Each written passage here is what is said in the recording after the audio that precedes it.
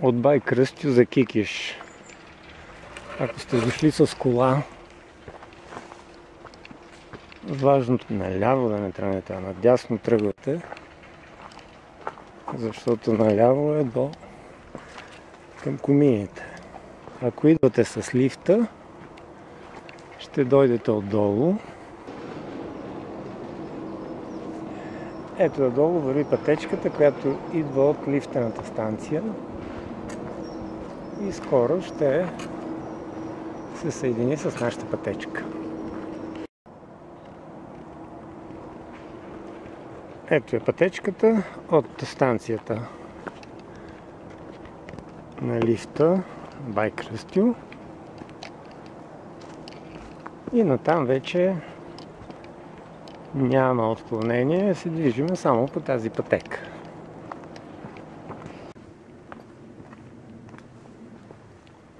Минаваме през една каменна река.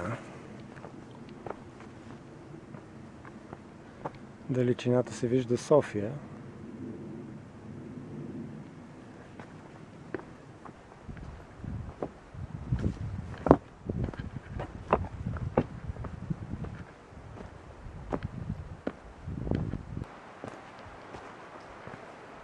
Вече чуваме поточето, което тече в дерето, което ни предстои да пресечем.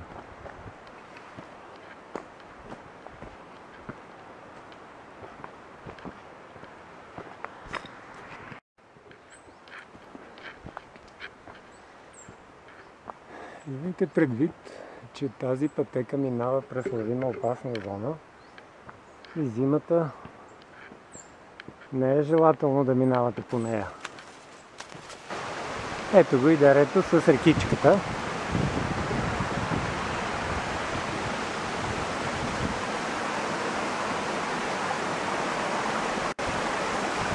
Водопадчетата. Разбира се, като има малко вода, може да пресечете и по камъните. Но има и мост.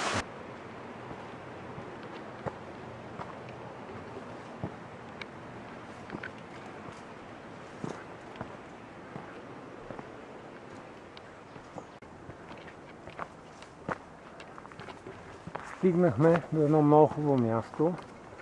Една скала с чудесна гледка, която преди време имаше дървена беседка, но от нея са останали само железата, която държаха основите. Ето.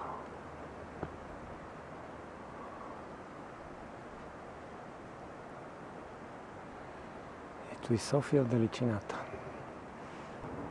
Но да продължим нататък. Минаваме през гора, големи букви дървета.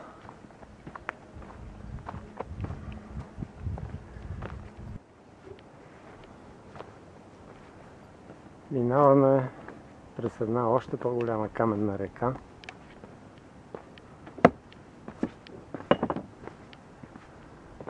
Камъните са подредени хубаво с плоската част нагоре и не е трудно да се ходи.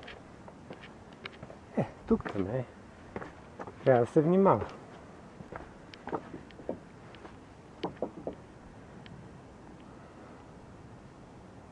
Това е каменната река.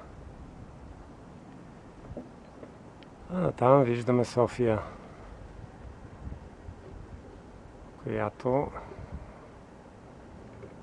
е в лека мараня, но все пак се вижда.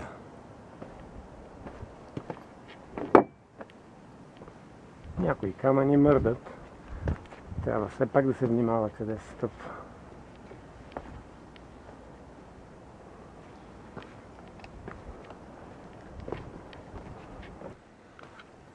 Вървим по приятна пътечка. Но не си мислете, че каменната река е свършила. Тук има други ръкави. Тази река тук е много широка.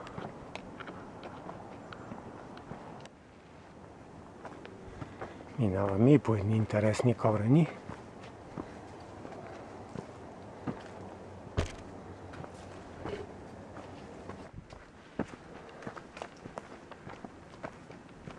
Има и камъни, обрасли с мъх.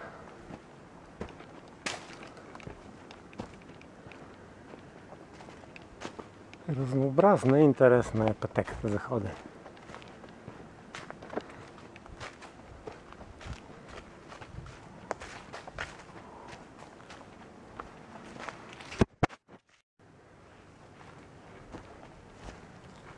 И така стигнахме до отклонението,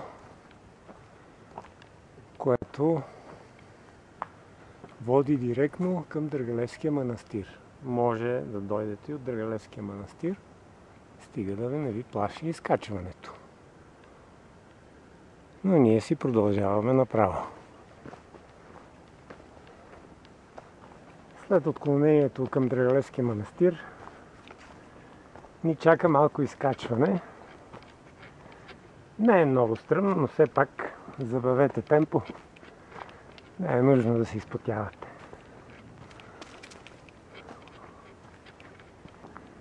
Изкачването не е съвсем кратко, тъй че не е лошо да свалите една дрежка от гърба си преди да почнете да изкачвате.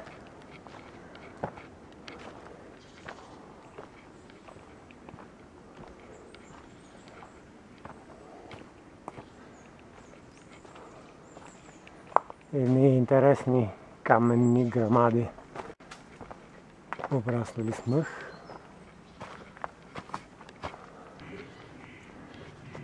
Веднага след камъните излизаме на полянката, от която наляво е отклонението и това е пътеката към платото, която обаче толкова се е променила и обрасла, че според мен е опасна за деца и възрастни и не я препоръчвам. А вдясно е отклонението към връх Кикиш. То е съвсем близо. Невзрачен връх, който хората дори не го знаят. Но от него се открива една много хубава гледка към София. Тук има една скала. Някои по-катерливия се покатерват и на нея, а от тук си се минава за върха. Ето. От тук се открива чудесна панорама към цялото Софийско поле.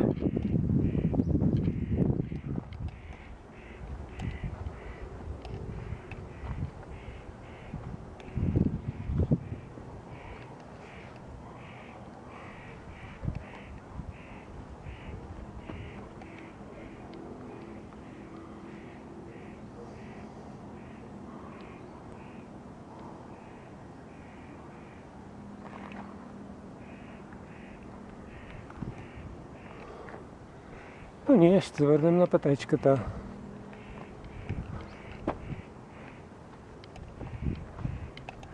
Заслона Кикиш вече е съвсем близо. Ето, връщаме се пак на пътечката и се спускаме към Кикиш. И така, след малко достигнахме до заслон Кикиш. Въпреки че се води заслон, слонове тук не идват. А хората са добре дошли.